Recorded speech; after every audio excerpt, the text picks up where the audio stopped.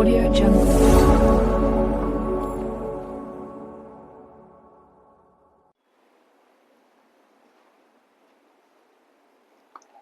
Hello friends, नमस्कार सभी को।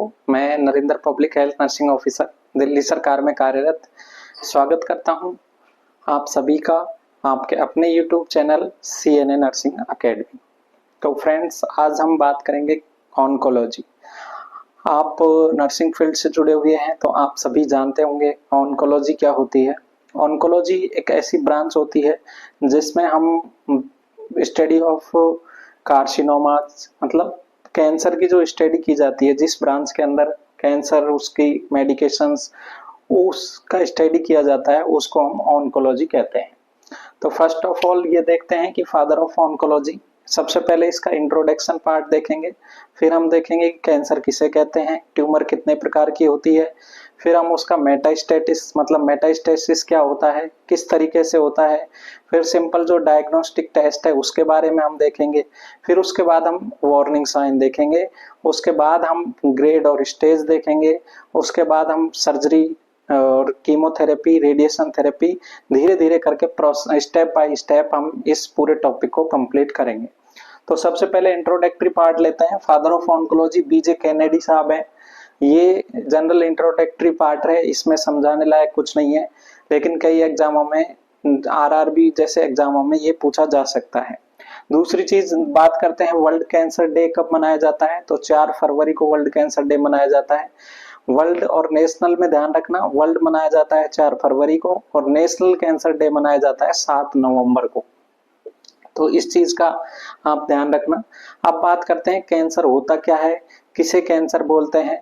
तो बेसिकली कैंसर कोई ऐसा पर्टिकुलर ऑर्गन के लिए कोई डिजीज नहीं है। जैसे अस्थमा है, वो रेस्पिरेटरी सिस्टम से रिलेटेड डिजीज है, और जो भी मतलब जैसे कंजेस्टिव हार्ट फेलियर है तो वो हार्ट से रिलेटेड डिजीज है। ऐसी डिजीज नहीं है कैंसर। कैंसर जनरली क्या होता है, जो हमारी बॉडी होती है वो हम स्टेप बाय स्टेप समझते हैं। तो जो सेल होती है हमारी बॉडी की, structural and functional unit of the body is cell.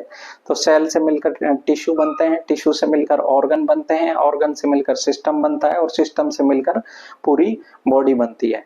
तो जनरली कैंसर में क्या होता है, जो सेल की मैकेनिज्म है, जो हमारी कोशिका की जो मैकेनिज्म है वो डिस्टर्ब हो जाती है, और उसमें क्या होता है, अब नॉर्मल डिवीजन स्टार्ट होने लग जाते हैं। अब नॉर्मल तरीके से जो सेल की जो कंट्रोल मैकेनिज्म होती है वो एक तरीके से डिस्टर्ब हो जाती है, और सेल अब नॉर्मल ग्रोथ करने लग जाता है, और धीरे धीरे वो ट्यूमर फॉर्म ले लेता है। और ट्यूमर फॉर्म लेने के बाद में वो बॉडी में स्प्रेड होता है, तो उसको हम मेटास्टेसिस बोलते हैं। और ट्यूमर के भी 2 टाइप हैं, बिनाइन ट्यूमर और मैलिग्नेंट ट्यूमर। उनका हम अभी धीरे धीरे डिस्कशन करेंगे। तो सबसे पहले कैंसर की बात करते हैं। कैंसर क्या होता है, एक मैलिग्नेंट नियोप्लास्टिक डिसऑर्डर है। मैलिग्नेंट का मतलब होता है, देखो 2 तरह की ट्यूमर होती हैं बॉडी में। एक तो होती है बिनाइन ट्यूमर।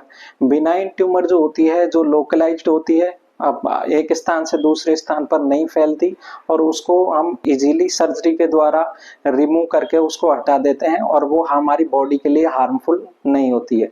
दूसरी तरह की जो ट्यूमर होती है वो होती है मैलिग्नेंट ट्यूमर।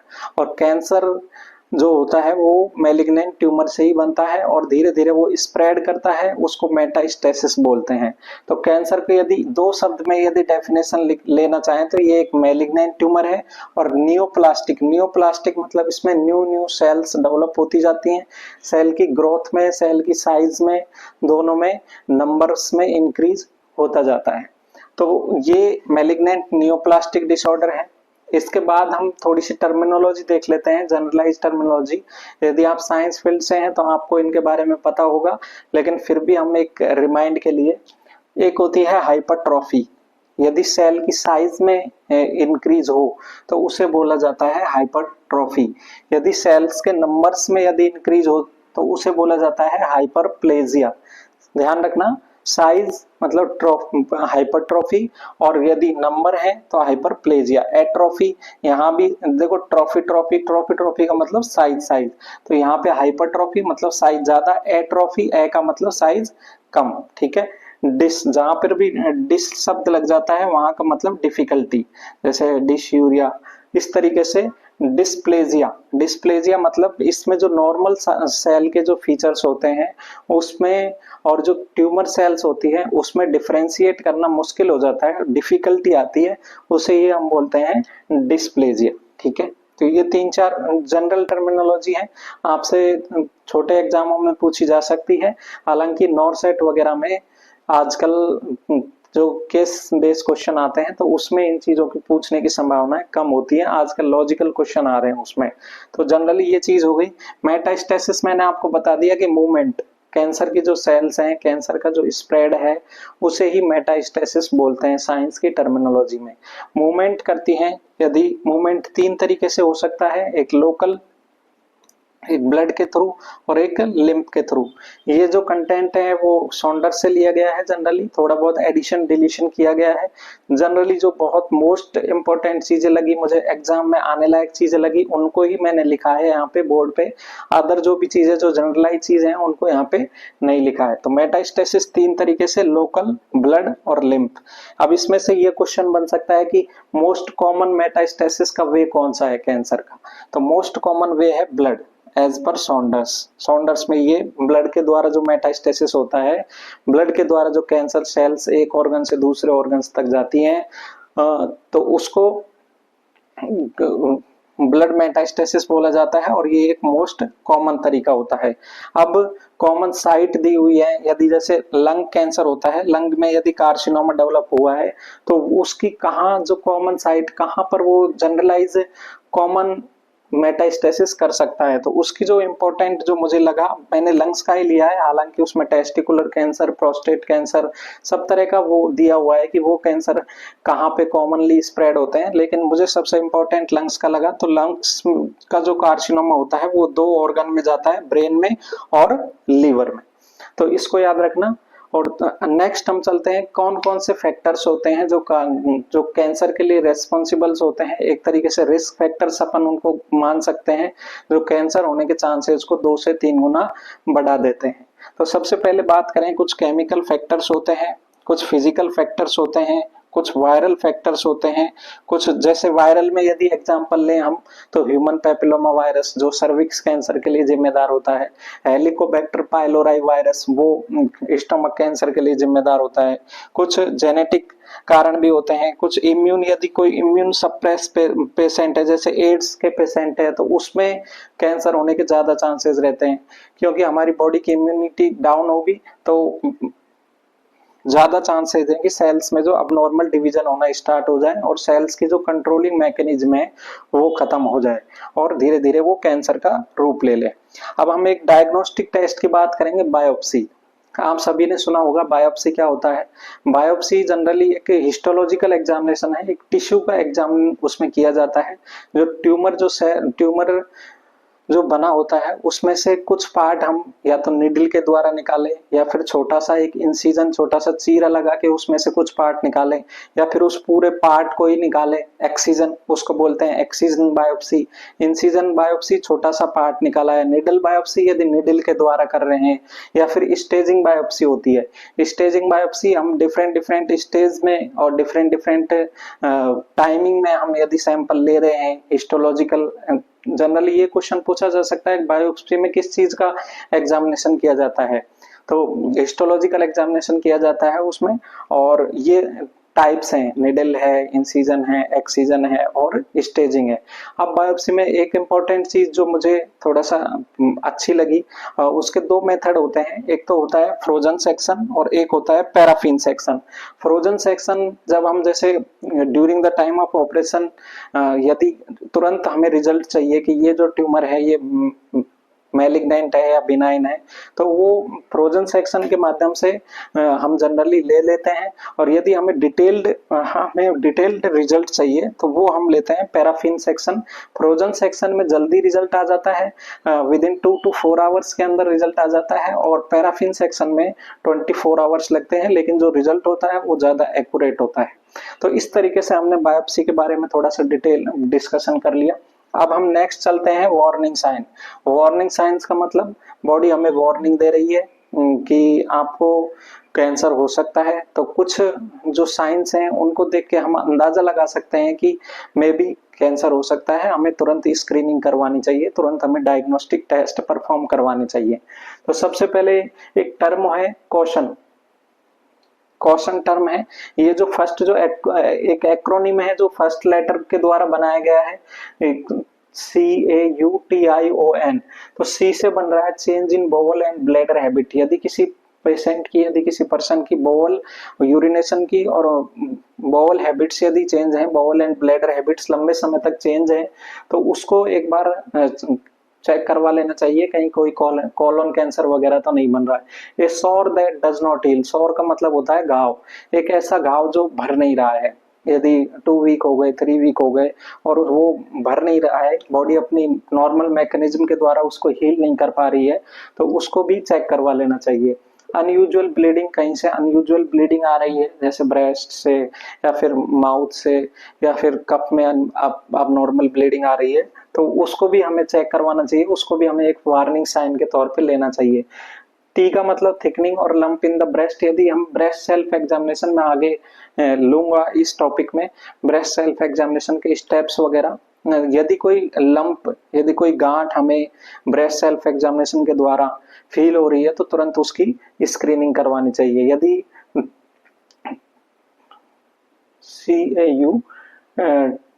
CAUTION, तो आई का मतलब इंडाइजेशन, यदि रेगुलरली इंडाइजेशन रह रहा है, अपच की समस्या है, तो वो भी एक गैस्ट्रिक कार्सिनोमा के कारण हो सकता है। यदि कोई बॉडी में कोई वाट है, वाट का मतलब आप सब जानते होंगे, जैसे कोई भी एक सॉलिड ट्यूमर जिसे बोलते हैं, वो यदि बॉडी में है और उसमें ऑब्वियस चेंजेस आ रहे हैं, तो उसको भी एज ए हमें एज ए वार्निंग साइन लेकर हमें उसका स्क्रीनिंग करवानी चाहिए। और नेगिंग कफ और होर्सनेस है, यदि आवाज में यदि आवाज में प्रॉपर क्लियर आवाज नहीं आ रही है और कफ है यदि लगातार 2 हफ्तों से ज्यादा, 3 हफ्तों से ज्यादा, तो उसको भी हमें जांच के दायरे में रखना चाहिए और वो जांच करवानी चाहिए। तो अब इस जो ब्लैक बोर्ड में लिखा है उसका हल्का सा रिवीजन कर लेते हैं। सबसे पहले हमने कैंसर देखा, कैंसर मतलब मैलिग्नेंट नियोप्लास्टिक डिसऑर्डर।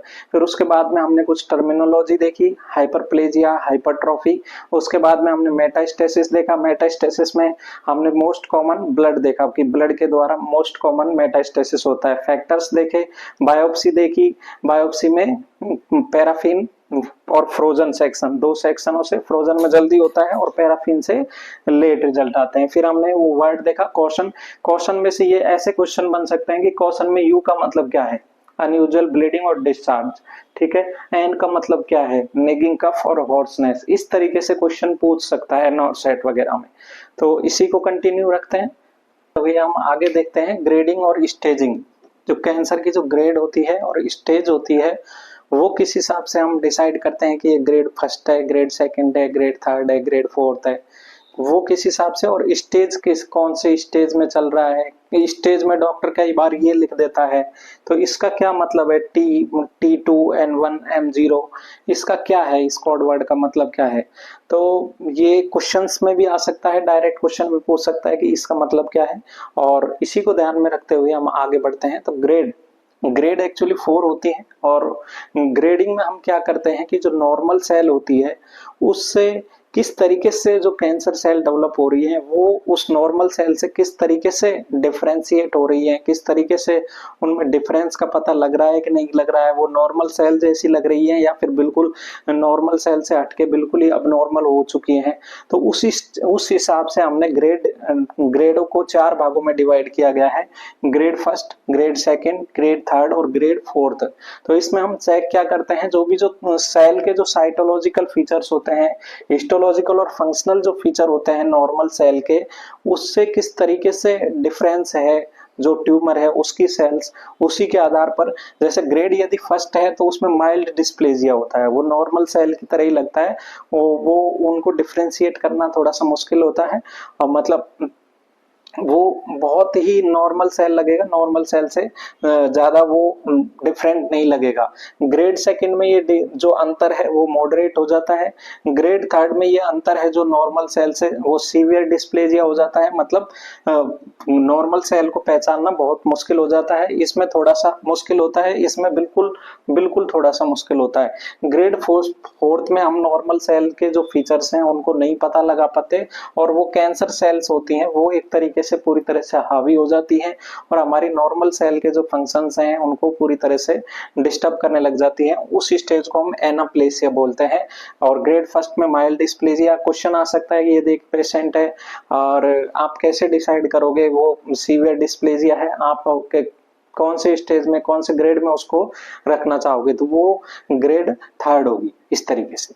दूसरी चीज हम स्टेज देखते हैं। स्टेज को डिसाइड करने के लिए बेसिकली 3 पैरामीटर्स हैं जो क्लासिफिकेशन है, TNM क्लासिफाई बोलते हैं कि इन तीनों के आधार पर हम स्टेज को क्लासिफाई करते हैं। T का मतलब होता है ट्यूमर की जो साइज होती है उसके आधार पर। N का मतलब होता है जो लिम्फ नोड्स होते हैं हमारी बॉडी में, जैसे ब्रेस्ट कैंसर है तो ब्रेस्ट के पास में एक्सिलरी लिम्फ नोड होता है, उसका इन्वॉल्वमेंट, या फिर कितना क्या इन्वॉल्वमेंट हो रहा है लिम्फ नोड का, वो N से हम डिनोट करेंगे। और M का मतलब मैंने आपको बता दिया, मेटास्टेसिस। मेटास्टेसिस मतलब कैंसर सेल्स का एक जगह से दूसरे जगह तक पहुंचना या कैंसर का फैलना। मोस्ट कॉमन तरीका मैंने आपको बताया कि ब्लड के द्वारा, एज पर सॉन्डर्स। तो सबसे पहले हम बात करते हैं ट्यूमर की साइज। यदि ट्यूमर T0 है तो नो एविडेंस ऑफ कार्सिनोमा। एक T0 स्टेज एक डिसाइड की गई है, उसमें कार्सिनोमा का कोई एविडेंस डिसाइड मतलब कोई एविडेंस नहीं देखा गया है। TIN, IN का मतलब मैंने आपको पीछे अभी बताया नहीं। IN का मतलब होता है इन सीटू। इन सीटू मतलब कोई भी ट्यूमर है वो लोकल एरिया में ही है, वो इधर उधर कोई भी तरीके से स्प्रेड नहीं हो रही है, तो उसी स्टेज को बोलेंगे TIN, मतलब वो लोकल जो जहां पे है वहीं तक सीमित है वो। T1 मतलब ट्यूमर का साइज है वो थोड़ा बढ़ चुका है, ये 2 सेंटीमीटर तक यदि ट्यूमर का साइज है तो उसे T1 स्टेज में रखते हैं। 2 से 3 सेंटीमीटर तक तो T2 स्टेज में। T3 3 to 5 सेंटीमीटर और मोर देन 5 सेंटीमीटर उसको T4 स्टेज में। तो ये T की स्टेज है। इसी तरीके से हम N की देखेंगे, इसी तरीके से M की देखेंगे।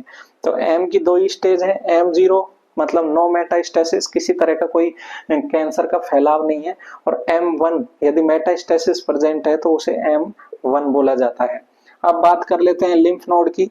N0, जीरो का मतलब no involvement of lymph nodes, किसी भी तरह का लिम्फ नोड का इन्वॉल्वमेंट नहीं है तो उसे N0 स्टेज में रखते हैं। N1 यदि एक लिम्फ नोड, N2 यदि 2 और मोर लिम्फ नोड यदि इन्वॉल्व हो चुके हैं, N3 यदि ऑल सराउंडिंग जो लिम्फ नोड्स हैं वो पूरी तरीके से इन्वॉल्व हो चुके हैं तो उसको N3 स्टेज बोला जाता है। कई बार डॉक्टर या फिर क्वेश्चंस में इस तरीके से आपसे पूछ सकता है कि T2 N1 M0 का मतलब क्या होता है। तो T2 जैसे यहाँ देखो 2 to 3 सेंटीमीटर यदि ट्यूमर की साइज है, N1 मतलब एक लिम्फ नोड इन्वॉल्वमेंट है, और M0 मतलब नो मेटास्टेसिस है अभी। तो इन दोनों में से आपके लिए एक क्वेश्चन है कि यदि ये 2 कंडीशंस हैं इसमें से किसका बेटर प्रोग्नोसिस होगा, आप कमेंट बॉक्स में बताइए। मैं नेक्स्ट वीडियो में आपसे डिस्कस करूंगा इसको, और आपने मुझे सुना उसके लिए बहुत बहुत थैंक यू। यदि किसी भी प्रकार की क्वेरी हो तो आप कमेंट बॉक्स में डाल सकते हो, और देखते रहिए, सब्सक्राइब कीजिए, लाइक कीजिए हमारे चैनल को CNA नर्सिंग अकेडमी, और हमें मोटिवेशन दीजिए। इसी के साथ विदा लेते हैं, मिलते हैं नेक्स्ट वीडियो में। Thank you.